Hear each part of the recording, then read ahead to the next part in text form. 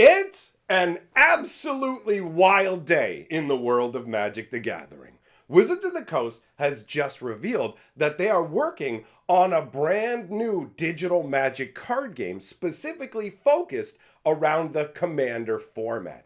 And this has a lot of implications, but the biggest one is that this is the end for Magic Arena. Magic. I am a wizard! History. I'm an old wizard! The Magic Historian. My bones hurt. Greetings,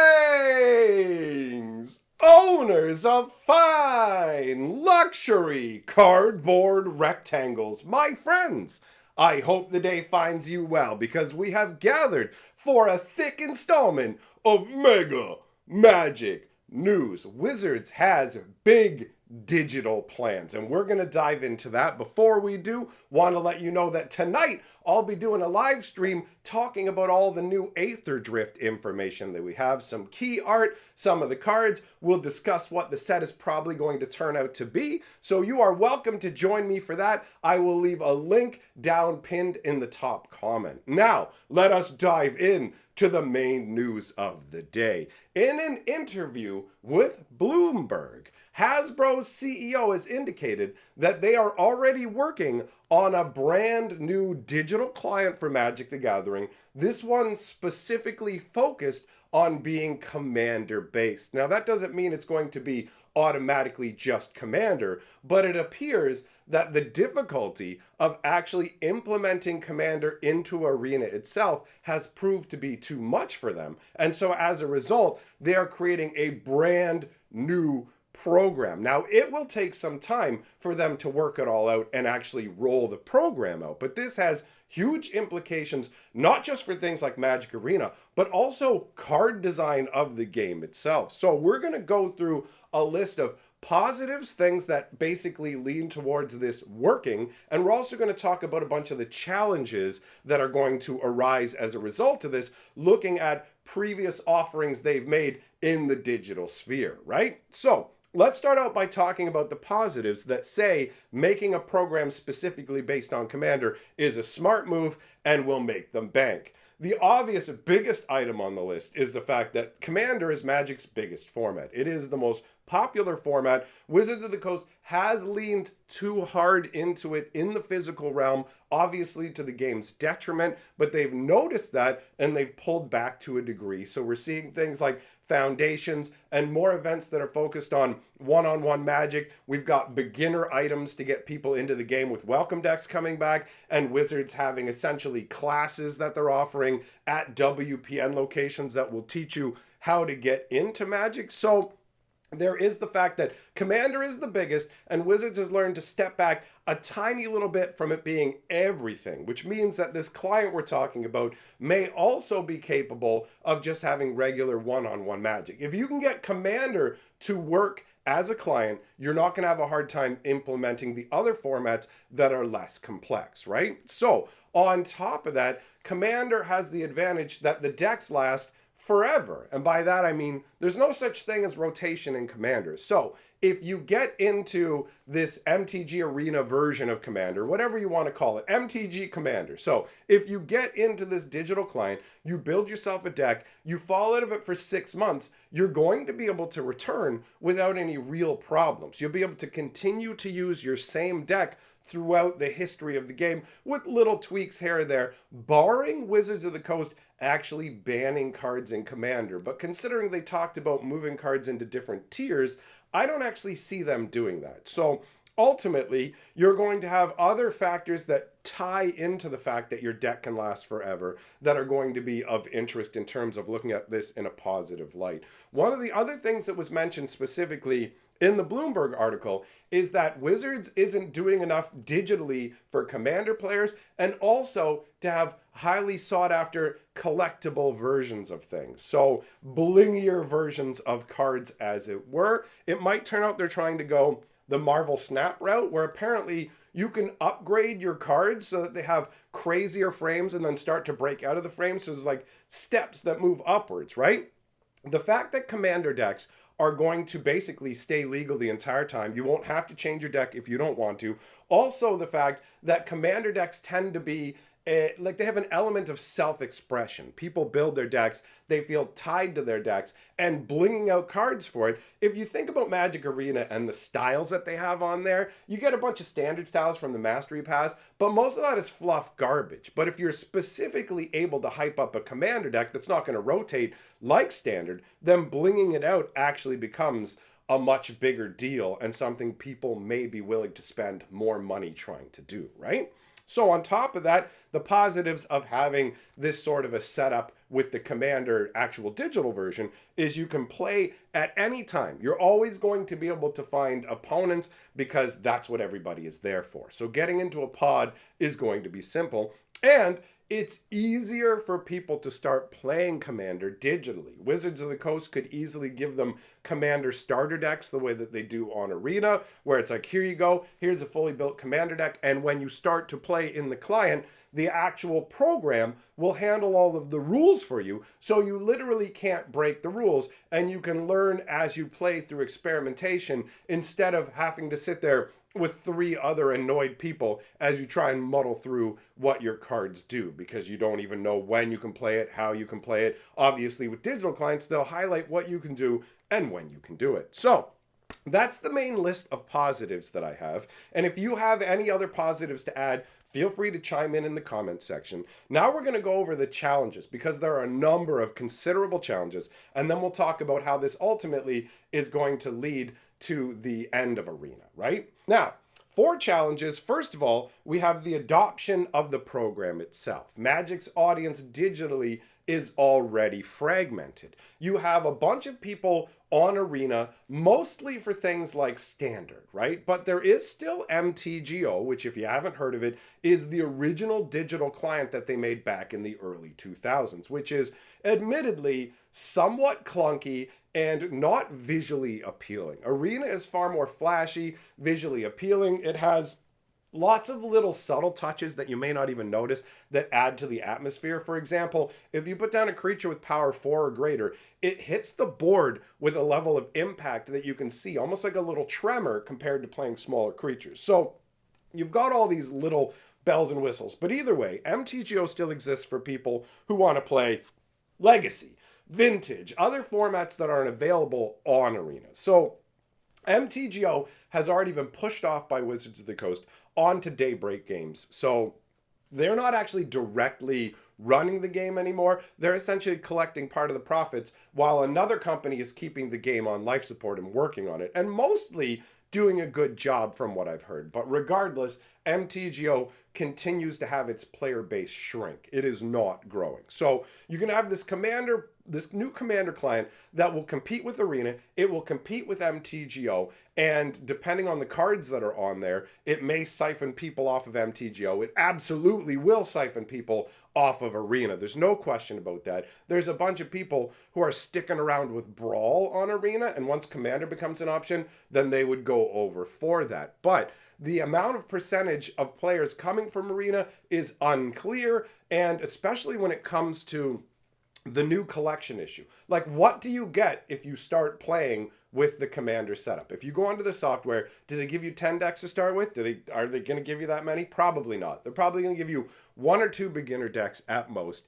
And there are people who are freaking out going, yo, if they don't let me bring my collection over from Arena, there's no way I'm going to spend money on this program. But I feel like the likelihood of them actually letting you port over your Arena collection is very low. If they do somehow allow for that, that will hasten Arena's downfall as far as I'm concerned, unless there's some kind of parallel between the two. But it doesn't make financial sense why Wizards would do that, because they'll make less money, right? So the next challenge that I have on the list, and these aren't in order of most challenging, by the way, this is just as I thought of them. So programming for 4 players, right? Magic the Gathering is a super complex game, and they have a really hard time programming just for 2 players on MTGO and Arena. They both have a considerable number of bugs. So now you amplify that, because when you have two people and they're playing their decks, then you can only have each of them contributing, like, okay, we got two people who can create bugs. In a 4-player game, you have 4 people who can create bugs. You also have to decide, how do you visually set this up? Do you actually go ahead and make it so that all 4 board states are on the screen at the same time? Do you have it switch between screens, right? So when you do that, does that mean it switches whenever it passes priority? So is it going to quickly jump from person to person to person, or is it only going to move to people who have an ability to play? And if it does that, is it not going to transmit in-game information? So there are a whole bunch of different challenges that come along with programming for 4 players.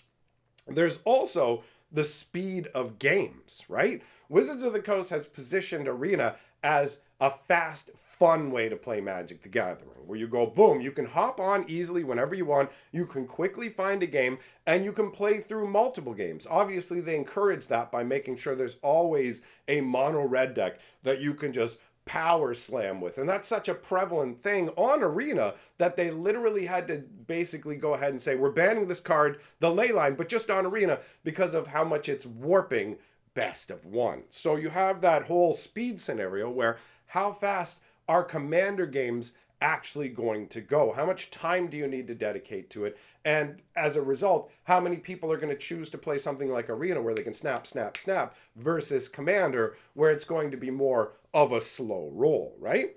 On top of that, one of the biggest things about Commander is the fact that it plays similar to a board game. It has a lot more social aspects where you're making deals with your opponents, right? Now this cuts 2 ways. The social aspect where you make deals, that can be a fun part of it. But then there's the goofy part of it too, where people hold grudges over things that have nothing to do with the game that you're actually playing in. You took my mama out last night and you kissed her on her sweet mouth, but then you never called her the next day like a gentleman. So take 5 and I'm disenchanting your monolith. Like, that kind of stuff is one of the things that I don't like about Commander. The willy-nilly way that people will just target your stuff based on factors that have nothing to do with what's actually going on in the game. So you can actually argue that removing those social aspects is a negative, but you could also say for some corner cases, it is a positive. Is Wizards of the Coast going to introduce voice chat into this game? I highly doubt it. Are they going to put text chat into the game? I highly doubt it. People can be incredibly toxic over games of Magic the Gathering. And I've noticed there are people who feel like they deserve the win. And that extends into Commander, where if you actually just look at the numbers, you're playing a 4-player game. So everything else being equal, you only are going to win one out of every 4 games. So you're going to lose 75% of your Commander games. And people will send you the saltiest of comments. This used to happen on MTGO. Well, it still happens on MTGO. I'm saying used to because I haven't been on MTGO in forever. But when I played MTGO, I'd go with my big fat green tower deck, which is like a 250 card green deck. And when I beat people, they got so angry. They'd just be like, oh, you stupid noob deck, you're a piece of garbage and all this stuff. And I'm like, yo, I've been playing this game for a long time. And I played my cards well. You lost fair and square. And they would just rage out and just send you just insane, hateful stuff. So for Arena, they decided, nah, we'll get rid of the social stuff. We'll basically just have the little emoticons and phrases. And even the phrases get used in a toxic way, where someone will just spam, your go, your go, your go, your go, your go. Oops, oops, oops, oops. It is maddening. And that's the reason that I have all of that shut off when I'm playing Arena. I'm like, nope, I don't need to have the social interaction. And as a result of shutting off the emoticons and people acting like that, it doesn't really feel like you're playing against another human when you play Arena. I very much liken it to the name up in the corner is just the person who's manning the game's AI. You don't consider this a 2-player game. This is a 1-player game almost, and you just care about getting your rewards in Arena or whatever it is and getting through the game, and you genuinely don't really care about your opponent's enjoyment overall, right? So that aspect of Commander, where you're sitting around and having a more social experience, is absolutely going to be pretty much impossible to emulate, right? And this leads to my next point, which is concessions. People quit on Arena like that, bro. They will quit based on the first land you play. They will quit based on their garbage hand. Obviously, they'll concede too if they just started a game knowing they have to leave in 3 minutes. I'm like, maybe I can get a game in. And then they're just like, their mom's like, Billy, you get out here. I'm going on a date with your friend, the one who's going to kiss me on the mouth tonight. And you got to come out and be our chaperone. I don't want to, mama. Well, you're coming, Billy. All right, fine. Concede the game. So you have that kind of stuff happening in Arena all the time. Now, with Commander, you're going to basically sit down to have a 4-player game, and you're going to have concessions happening where somebody just goes, I don't like the way this game's going. I'm not winning. I'm bouncing out. So keeping a 4-player pod actually playing is going to be a legitimate challenge. Also, there's going to be a new level of saltiness. I don't know if you guys have heard of people like basically spite conceding, where it's like, hey, I'm about to hit you with these creatures and take you out of the game. And guess what? I'll get these different triggered effects. Like, oh, whenever you deal lethal damage to a player and take them out of the game, you get to put 20 +1/+1 counters on your guys. Well, guess what? I'm conceding before you can attack me. I'm conceding before you can get those triggered effects. And then the person who's doing it is like, I literally can't benefit. Like if you're playing paper Magic, right? And you attack Sally's spite bag, and Sally just goes, no, I'm taking my cards before you actually get to hit me. Everybody at the table can just agree, we're going to treat that as if you hit her. You can totally put the counters on there. She's just being a spite bag. You can't avoid that at all in this, right? So you're just going to have people just going, meh, and conceding, and it's going to impact the enjoyability of the game, right? Trying to emulate Commander is going to be harder in that way.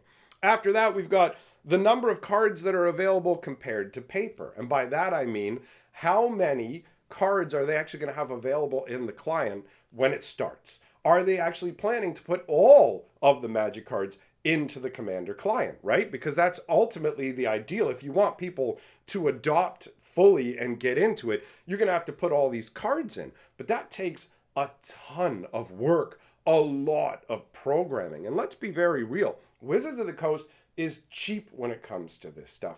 Arena is already understaffed, okay? There are literal posts where they talk about how they have staffing challenges. When they're responding to people reporting bugs and making requests, the employees of Wizards very politely basically outline, look, we have limited manpower issues, so there's only so much that we can do, and they have to prioritize. They essentially have to triage what they're going to do. And that's why there still persists issues with sideboarding, because guess what? Best of 3 isn't as important as best of 1, and it functionally warps the Magic experience. So if they don't have enough people to program in all these cards and make them function properly, how much is there going to be to actually draw people in who are used to having the entire breadth of all the Magic cards that exist, right? Then you've got, again, the 4-person issue, connectivity issues. Forget what I said about conceding, but just imagine, when you're playing Arena and it just drops you and you're just like, oh, great, let me try and log back into this game. And it'll happen to your opponent. Well, now there'll be 4 people who can end up having connectivity issues. So you just sit there going, okay, can we do something here? I'm just sitting here waiting for my opponent to do something. I don't even know if he's connected, right?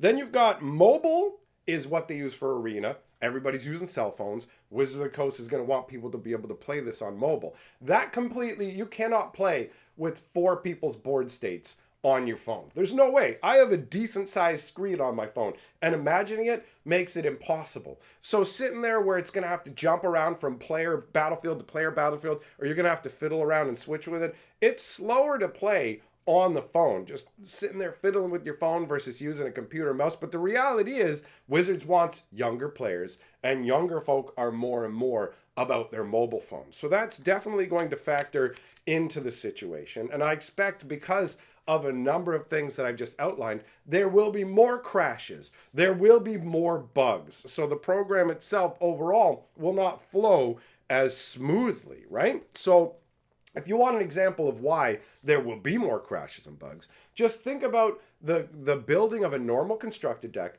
versus building a Commander deck. Normally, when you're building let's just use Standard for an example.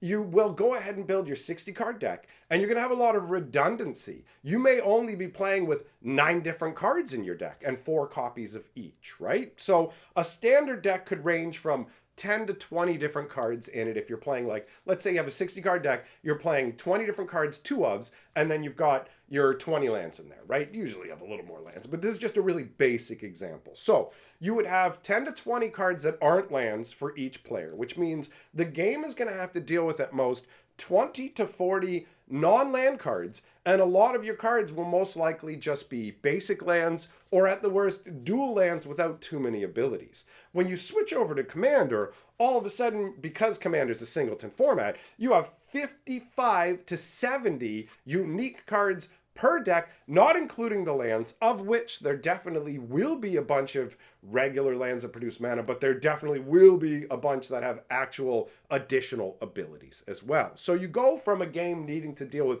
20 to 40 different cards to dealing with over 220 to 280 cards roughly, right? So that is obviously almost 10 times as many cards, and actually more than 10 times as many cards in some situations. So that leaves a lot more opportunity for bugs and problems, right? So you've got all this.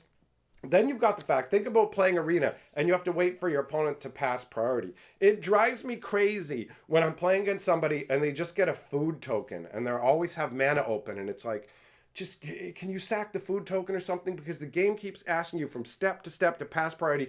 And it's like you have brain damage. And it's like, look, it just asked you before combat if you wanted to pass priority. And now it's asking you again. And it's going to do this every turn. Just click the button. Just click the button. Sometimes I'm literally sitting there yelling at my computer, just going, moron, click the button. Please, just click the button. So now you're going to have 3 other people. Imagine sitting there as it pops your screen to the next player's screen. He's got a food token. Waiting. Okay, he clicked. Now the next player. Waiting. Okay, now he clicked. Now the next player. Waiting. Oh, he clicked a little bit faster. Thank you, third dude. Okay, now moving into combat. Declared attackers. Waiting. Declare blockers. Waiting. And it's like that is absolutely insane. And not to mention the roping scenarios you can end up in, where it's just like, oh great, now somebody's just sitting there letting the rope burn out. And Commander's more complex. Does that mean they'll give them more roping time? Because I presume they're just going to take what they already have in Arena. They're going to need some kind of new system. Maybe they'll implement a clock like MTGO has, which may be better or maybe worse if somebody can just run at a whole half an hour clock roping you. Like, it is a genuine challenge. Deck matching will also be a thing because there's no rule 0. You can't have a discussion beforehand about what decks you're going to play. And Wizards is going to have a tier system, but that's going to require them balancing all of the cards that they put into it and go, these are worth these points, or just judging your deck based on your commander and a few key cards, in which case a bunch of people will figure it out and game the system. So it won't really be easy to actually match up the decks overall, right? And on top of that, you have the fact that this can genuinely affect physical Magic cards too. We have seen that already with Magic Arena, where physical Magic cards have been errated and the overall design of physical Magic cards have changed so that they would cause less triggers that people have to respond to in Arena. So, for example, creatures that get a +1/+1 counter when you gain life, they used to say you may add a +1/+1 counter. Now they do it automatically, which gives you less control overall. Let's say you don't want a creature to get too big because your opponent has something that will punish creatures of a certain size. Well, you can choose to keep that creature smaller. So we lose functionality in the game based on making it smoother for gameplay online. And if Commander is the thing they care the most about, then having the digital Commander will absolutely cause that to happen. So that's the list of positives and challenges, negatives, however you want to look at it, when it comes to this. Ultimately, this is absolutely going to lead to the end of Arena over time in one way or another. Wizards of the Coast created Arena back in 2017, right? Maybe slightly earlier than that. So at this point, the client is about 8 years old. They've made money out of it. Yeah, they may turn around and hand it off to a company like they did with MTGO, and they can kind of keep it on life support and keep it going. But Wizards is going to pour its efforts, its energy into this new Commander program, which means Arena will languish. They'll spend less development time on it. Do you think Wizards of the Coast is going to hire a bunch of new people? They fired a ton of people. They're trying to keep their costs as low as possible and get as much money as they can. So Arena is absolutely going to suffer from this. There's no way. They're going to pull people off of the team. They're going to shrink it down. This is going to be even worse for MTGO because MTGO is already, like I said, over on life support, and Wizards of the Coast has been slowly peeling back from them in terms of things like redemptions, where they basically, you can actually physically redeem a set of cards from MTGO to get physical cards sent to you, but Wizards of the Coast has reduced the amount of redemptions that you can do because they're providing these sets to Daybreak Games, and then Daybreak Games is the one who are actually letting you buy them. So because Daybreak Games screwed up and they gave everybody a full foil set of the Brothers War, they messed up and gave tons of people a full foil set of the Brothers War, which caused crazy amounts of redemptions on the foil ones. Those entered into the secondary market and obliterated the secondary market for that stuff. And Wizards of the Coast got really ticked off about that. So they turned around and said, you know what? We're not giving you foil redemptions anymore. Those are just done. And we've already seen price increases on, because when you get these cards redeemed, you have to pay like a shipping and handling production fee, right? And we've already seen those increase, but we're getting another big increase on those, which, if I'm not mistaken, almost doubles the current redemption cost. And Wizards of the Coast will slowly but surely cut down on these redemptions until the point where they just go, we're literally not allowing for redemptions anymore. So MTGO is going to continue its decline. Having the Commander, like if this Commander program fully comes to fruition, because there is a small chance that they may bail on this and try and shunt Commander into Arena, which would turn into an ugly mess, because you have to know that they've already been trying to do stuff like that. They've already been testing it on the back end. If they could have easily put Commander into Arena, they would, rather than building an entire new client. But they want to trumpet to their investors, look, Commander's our biggest format. We're now in charge of that format with the banned and restricted list, and we're creating a brand new program based on that will bring in big dollars. The messaging that they're giving out there is letting us know that they ultimately haven't gotten too far down the road with this, and they definitely want to make, like, this is set up for investors, because they talked about how they're also discontinuing paying any money into making any movies based on their own properties, which means they're not going to put money towards Transformers movies. They're not going to put money towards Dungeons and Dragons movies, none of that. So someone will have to come to them and specifically, I guess, offer to either produce it for free or pay Wizards of the Coast, something like that, because Wizards will no longer actually finance this stuff. So it remains to be seen how much of the announcement is actually them just trying to make the investors think, hey, a Commander program's coming, because this could take years to develop, but it basically will turn into a tug-of-war battle for new players. Do you want to play Arena,